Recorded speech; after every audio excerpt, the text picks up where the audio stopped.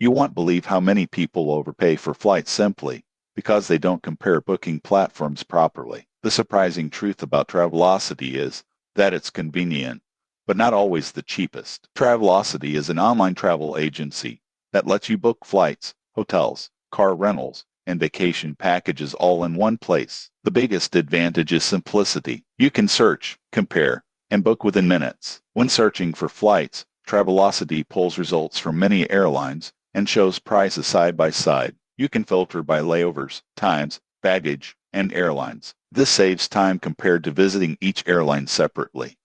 Most people get this wrong by assuming third-party sites always offer the lowest price. In reality, prices are often the same as booking directly, and sometimes even higher. One strong feature is package deals. Booking flight and hotel together can lead to discounts, especially for international trips.